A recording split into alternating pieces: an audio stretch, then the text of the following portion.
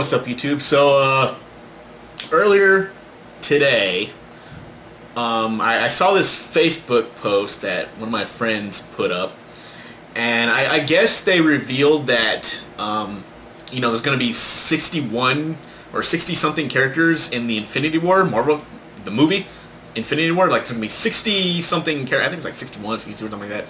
Somewhere in the 60s, not that much. How many characters are going to be featured in this movie? Now, we don't know to what extent yet, but apparently there's going to be like 61. All the characters they've been using so far from like the movies, the Netflix shows. I don't know about Agents of S.H.I.E.L.D. I don't know if any of them are going to show up in there, but we'll see. They're all going to make some kind of appearance, have some kind of role in there, whether big or small. It's all going to happen. And, so it's going to be about 61 characters, and people were actually complaining about this. They're upset, saying, that's too many characters. Anybody who complained about that has never, ever read a comic book in their entire lives. I mean, you can tell at this point that, it's fine if you just watch the movies, and that's great, and you're all into it, that's fine. But if you're complaining about this, you don't know shit about comic books, like, at all. 60 whatever characters? That is barely scratching the surface of big collaborative comic book titles. I mean, seriously, that's like what Marvel, movies, Disney, whatever, has the rights to.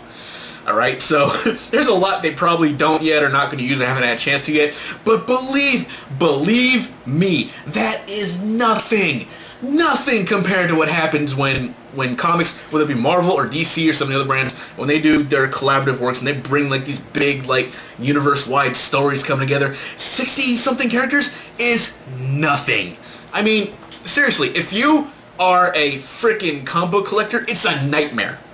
Alright, so if you want the whole story, you gotta get like 200 different titles, some of which you probably never even read in the first place, just to get the whole story if you want to see the whole thing. And comic books now are not cheap. It's like $5 a fucking issue. And, like, the thing only has like 13 pages in it. Well, it's one side each, but, there's ads, so that takes away some pages. And, like, there's big, giant, like, splash pages, like, take up both pages, that reduces some pages. So you're paying $5 for something that basically has 12 pieces of paper in it, with drawings on it. And, like I said, if you want to get that whole thing, like, if you want the whole story, you can sit there and wait until you get, like, the graphic novel combination, but even those don't always have everything in there. You can find them eventually. But sometimes if you follow one, there's like, they're still separated. And if you do manage to find like the one that has everything, first of all, they're like this thick.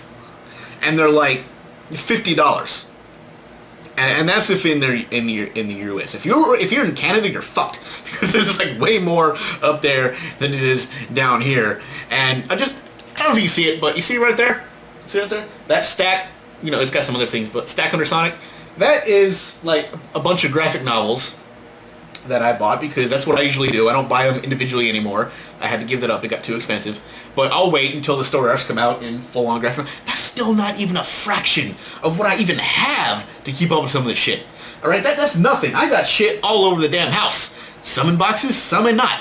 And that right there is still nothing compared to, even like right when I bought the comics individually, that's still nothing. That's a lot. I have probably couple of $1,000s worth of comics that I have bought just trying to keep up with these fucking storylines.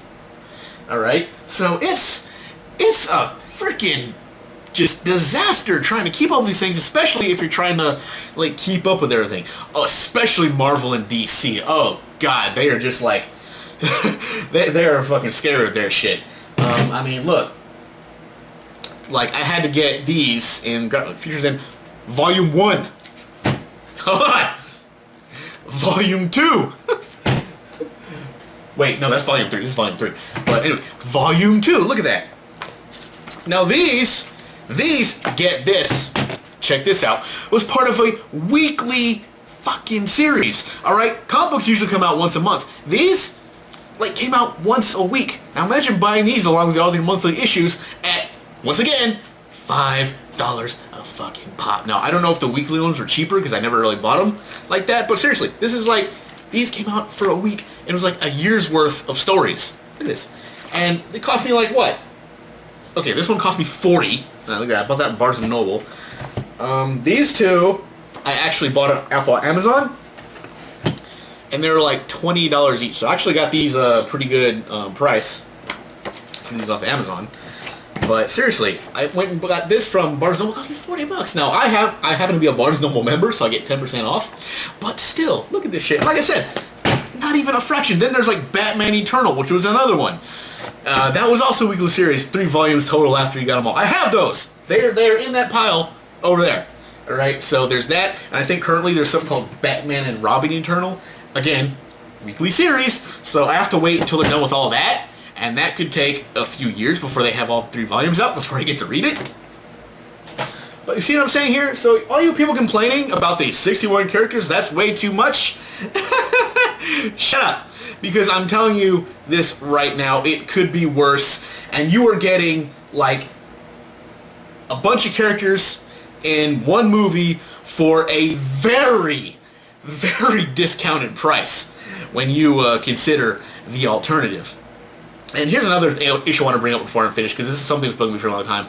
And this goes out to more of the comic book fans who actually do all this reading the comics. For those of you that complain about, it's not really following the comics, they left so much stuff out.